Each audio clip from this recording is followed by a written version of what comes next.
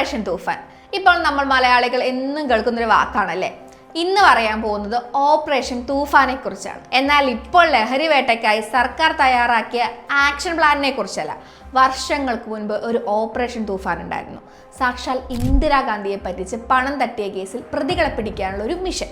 Case എന്താണെന്നല്ലേ, അതിന് നമുക്ക് കുറച്ച് വർഷങ്ങൾ പിന്നിലോട്ട് പോകണം. കൃത്യമായി പറഞ്ഞിട്ടുണ്ടെങ്കിൽ 1971 ഇന്ന് നമ്മൾ ജീവിക്കുന്നത് ഡിജിറ്റൽ ബാങ്കിങ്ങിന്റെയും ഓൺലൈൻ സാമ്പത്തിക തട്ടിപ്പുകളുടെയും ഒക്കെ കാലത്താണ്.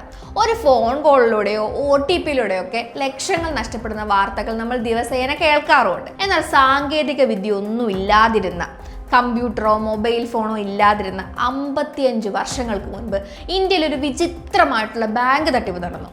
തോക്കുകളോ ആയുധങ്ങളോ ഒന്നുമില്ലാതെ വെറും ഒരു ടെലിഫോണും ഒരൊറ്റ മനുഷ്യന്റെ ശബ്ദ അനുകരണവും, അതായത് മിമിക്രിയും കൊണ്ട് മാത്രം ഇന്ത്യയിലെ ഏറ്റവും വലിയ ബാങ്കിൽ നിന്ന് 60 ലക്ഷം രൂപയാണ് ഒരാൾ തട്ടിയെടുത്തത്.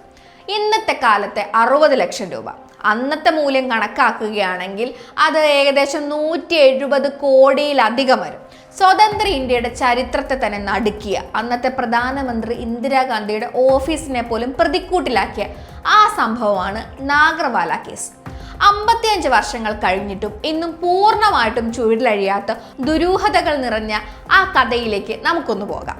1971 മെയ് 24, സമയം രാവിലെ 11:45. ന്യൂഡൽഹിയിലുള്ള പാർലമെന്റ് സ്ട്രീറ്റിലുള്ള സ്റ്റേറ്റ് ബാങ്ക് ഓഫ് ഇന്ത്യയുടെ ചീഫ് കാഷ്യർ വേദ് പ്രകാശ് മൽഹോത്രയുടെ മേശപ്പുറത്തിരുന്ന ഡയറക്ട് ഫോൺ ബെല്ലടിക്കുന്നു. മൽഹോത്ര ഫോൺ എടുത്തു. മറുവശത്ത് വളരെ ഗൗരവമുള്ളൊരു ശബ്ദം കേട്ടു.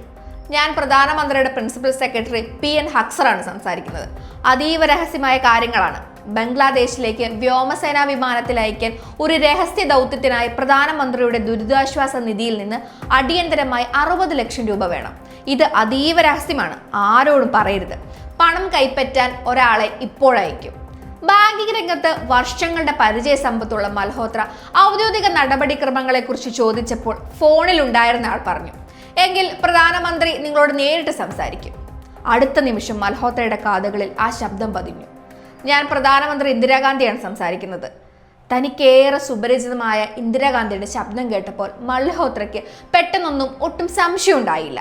പണം എങ്ങനെ കൈമാറണം, പണം വാങ്ങാൻ വരുന്ന ആളെ എങ്ങനെ തിരിച്ചറിയണമെന്നൊക്കെ ആ ശബ്ദം മൽഹോത്രയ്ക്ക് വിശദീകരിച്ചു കൊടുത്തു. പണം വാങ്ങാൻ വരുന്നയാൾ ബംഗ്ലാദേശ് കാ ബാപ്പു എന്ന് പറയുമ്പോൾ മൽഹോത്ര തിരിച്ച് ബാർ അറ്റ് ലോ എന്ന് മറുകോട് പറയണം. പണം കൈമാറിയ ശേഷം പ്രധാനമന്ത്രിയുടെ വസതിയിലെത്തി രസീത് വാങ്ങാനും നിർദ്ദേശം ലഭിച്ചു. പ്രധാനമന്ത്രിയുടെ നേരിട്ടുള്ള ഉത്തരവ് ലഭിച്ചതോടുകൂടി മൽഹോത്ര ബാങ്കിംഗ് നടപടികൾ വേഗത്തിലാക്കി. വലിയൊരു ട്രങ്ക് പെട്ടിയിൽ 100 രൂപയുടെ കെട്ടുകളായി 60 ലക്ഷം രൂപ നിറച്ചു. സുരക്ഷാ ജീവനക്കാരെയും ഡ്രൈവേഴ്സിനെയും ഒഴിവാക്കി മൽഹോത്ര തന്നെ ബാങ്കിന്റെ അംബാസഡർ കാർ ഓടിച്ച് നിശ്ചിത സ്ഥലത്തേക്ക് പോവുകയുണ്ടായി. ബാങ്കിന് തൊട്ടടുത്തുള്ള ഫ്രീ ചർച്ചിന് സമീപം കാർ നിർത്തി. മൽഹോത്ര പുറത്തിറങ്ങി. അവിടെ ഒലിവ് പച്ച തൊപ്പി ധരിച്ച ഉയരമുള്ള ഒരാൾ മൽഹോത്രയുടെ അരികിലേക്ക് വന്നു. അയാൾ കോഡ് വാക്ക് പറഞ്ഞു, ഞാൻ ബംഗ്ലാദേശ് ബാബു. മൽഹോത്ര മറുപടി നൽകി, ഞാൻ ബാർ അറ്റ് ലോ. പരസ്പരം തിരിച്ചറിഞ്ഞ അവർ കാറിൽ കയറി യാത്ര തുടർന്നു. വിമാനത്താവളത്തിലേക്ക് പോകുന്ന വഴി വെച്ച് അതീവ രഹസ്യമായതിനാൽ താൻ ടാക്സിയിൽ പൊക്കോളാമെന്ന് പറഞ്ഞ് അയാൾ കാർ നിർത്താൻ ആവശ്യപ്പെട്ടു. അവിടെ ഉണ്ടായിരുന്ന ഒരു ഫിയറ്റ് ടാക്സിയിലേക്ക് 60 ലക്ഷം രൂപ അടങ്ങിയിട്ടുള്ള പെട്ടി അങ്ങ് മാറ്റി. യാത്ര തിരിക്കും മുൻപ് അയാൾ മൽഹോത്രയോട് പറഞ്ഞു, എൻ്റെ പേര് അസീസ്, ജയ് ബംഗ്ലാദേശ്, ജയ് ഭാരത് മാത. ബുദ്ധിമാനായ മൽഹോത്ര ആ ഫിയറ്റ് ടാക്സിയുടെ നമ്പർ തന്റെ നോട്ട് പാഡിൽ കുറിച്ചു വെച്ചു, DLT 1622. അവിടെ നിന്നും മൽഹോത്ര നേരെ പോയത് പ്രധാനമന്ത്രിയുടെ വസതിയിലേക്കാണ് ഈ പണം കൊടുത്തതിന്റെ രസീത് വാങ്ങാൻ. ഉച്ചയ്ക്ക് 1:30 അദ്ദേഹം പ്രധാനമന്ത്രിയുടെ പ്രിൻസിപ്പൽ സെക്രട്ടറി PN ഹക്സറെ നേരിട്ട് കണ്ടു. കാര്യങ്ങൾ വിവരിച്ചു. മൽഹോത്രയുടെ കഥ കേട്ട് ഹക്സർ ഞെട്ടിപ്പോയി. കാരണം അന്ന് ഇന്ദിരാഗാന്ധി ദിവസം മുഴുവൻ പാർലമെന്റിലായിരുന്നു. ഹക്സർ ബാങ്കിലോട്ട് വിളിച്ചിട്ടുമില്ലായിരുന്നു. താൻ വലിയ കെണിയിൽ അകപ്പെട്ടുവെന്ന് മൽഹോത്രയ്ക്ക് മനസ്സിലായി. ഉടൻ തന്നെ പോലീസ് സ്റ്റേഷനിൽ പരാതി നൽകി. ഡൽഹി പോലീസ് ഈ കേസ് അന്വേഷിക്കാൻ ഓപ്പറേഷൻ തൂഫാൻ എന്ന പേരിൽ വലിയൊരു ദൗത്യമാണ് ആരംഭിച്ചത്. മൽഹോത്ര നൽകിയ ടാക്സി നമ്പറിന്റെ അടിസ്ഥാനത്തിൽ പോലീസ് അന്വേഷണം ഊർജിതമാക്കി. നഗരത്തിലുടനീളം വാർത്ത പരന്നു. ഒടുവിൽ കൃത്യം നടന്ന് ഏതാനും മണിക്കൂറുകൾക്കകം രാത്രി 9:45 ഡൽഹിയിലെ ഒരു പാഴ്സി ധർമ്മശാലയിൽ നിന്ന് പ്രതിയെ കയ്യോടെ പിടികൂടി. അയാളുടെ പേര് റുസ്തം സെഹ്റാബ് നാഗർവാല. ഇന്ത്യയുടെ രഹസ്യാന്വേഷണ ഏജൻസിയായ റോയിൽ ജോലി ചെയ്തിരുന്നതായി അവകാശപ്പെടുന്ന 50 വയസ്സുകാരനായ ഒരു മുൻ ആർമി ക്യാപ്റ്റനായിരുന്നു അയാൾ. അയാളുടെ പക്കൽ നിന്ന് 5000 രൂപ ഒഴികെ ബാക്കി തുക മുഴുവൻ പോലീസ് കണ്ടെടുത്തു. 12 മണിക്കൂറിനുള്ളിൽ പോലീസ് കേസ് തെളിയിച്ചു. കേസ് പെട്ടെന്ന് തെളിഞ്ഞെങ്കിലും യഥാർത്ഥ നാടകം ആരംഭിക്കുന്നത് അവിടെ മുതലാണ്. ഒരു പുരുഷനെ എങ്ങനെ ഇന്ദിരാഗാന്ധിയുടെ ശബ്ദം ഇത്ര കൃത്യമായി അനുകരിക്കാൻ കഴിയുമെന്ന് പോലീസിന് ആദ്യം സംശയമുണ്ടായിരുന്നു. പോലീസിന്റെ ആവശ്യപ്രകാരം നാഗർവാല അവരുടെ മുൻപിൽ വെച്ച് ശബ്ദം അനുകരിച്ച് കാണിക്കുകയും ചെയ്തു. എന്നാൽ പിന്നീട് നടന്ന കാര്യങ്ങൾ തികച്ചും അവിശ്വസനീയമായിരുന്നു. ഇന്ത്യയിലെ നിയമവ്യവസ്ഥയിൽ വർഷങ്ങളോളം നീണ്ടു നിൽക്കാവുന്ന ഇത്രയും വലിയൊരു കേസ് വെറും 3 ദിവസങ്ങൾക്കുള്ളിൽ വിചാരണ പൂർത്തിയാക്കി കോടതി വിധി പറഞ്ഞു. മെയ് 24 അറസ്റ്റ്, 26 കുറ്റസമ്മതം, 27 ശിക്ഷാവിധി. കോടതിയുടെ വിചാരണ വെറും 10 മിനിറ്റ് മാത്രമാണ് നീണ്ടുനിന്നത്. നാഗർവാലയ്ക്ക് 2 വർഷം തടവ് ശിക്ഷ ലഭിച്ചു. ഇന്ത്യൻ നിയമചരിത്രത്തിലെ ഏറ്റവും വേഗതയേറിയ ഒരു വിചാരണയായിരുന്നു അത്. ബാങ്ക് മാനേജറെയോ ഡ്രൈവറെയോ മറ്റു പ്രധാന സാക്ഷികളെയോ ഒന്നും കോടതിയിൽ വിസ്തരിച്ചതേയില്ല. എന്തുകൊണ്ടാണ് കേസ് ഒതുക്കി തീർക്കാൻ ഇത്രയും തിടുക്കം കാണിച്ചത്? നാഗർവാല കോടതിയിൽ സത്യം വിളിച്ചു പറയുമെന്ന് ആരെങ്കിലും ഭയപ്പെട്ടിരുന്നോ? ചോദ്യങ്ങൾ അവിടെയും തീർന്നില്ല. നാഗർവാലയെ അറസ്റ്റ് ചെയ്ത assistant police superintendent DK Kashyap 6 മാസങ്ങൾക്ക് ശേഷം ഒരു ദുരൂഹമായ റോഡ് അപകടത്തിൽ കൊല്ലപ്പെട്ടു. ജയിലിലായ നാഗർവാല താൻ വഞ്ചിക്കപ്പെടുകയാണെന്ന് മനസ്സിലാക്കി. താൻ വെറും ഒരു ബലിയാടാണെന്നും അതിനു പിന്നിൽ അധികാര കേന്ദ്രങ്ങളിലുള്ള വലിയ തലകളുണ്ടെന്നും അയാൾ വിളിച്ചു പറയാൻ തുടങ്ങി.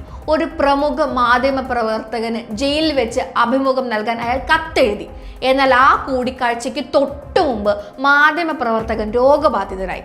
ഒടുവിൽ കേസിന്റെ വിചാരണയ്ക്ക് നാഗർവാല ശ്രമിക്കുന്നതിന്റെ ഇടയിൽ 1972 മാർച്ച് 2 തന്റെ 50ാം ജന്മദിനത്തിൽ ഹൃദയാഘാതം മൂലം നാഗർവാല ജയിലിൽ വെച്ച് മരണപ്പെട്ടു. അതോടെ രഹസ്യങ്ങളെല്ലാം നാഗർവാലയ്ക്കൊപ്പം മണ്ണടിഞ്ഞു. പിന്നീട് 1977 ഇന്ദിരാഗാന്ധി അധികാരമൊഴിഞ്ഞതിന് ശേഷം വന്ന ജനതാ സർക്കാർ ഈ കേസിനെ കുറിച്ച് അന്വേഷിക്കാൻ ജസ്റ്റിസ് ജഗൻമോഹൻ റെഡ്ഡി കമ്മീഷനെ നിയോഗിക്കുകയുണ്ടായി.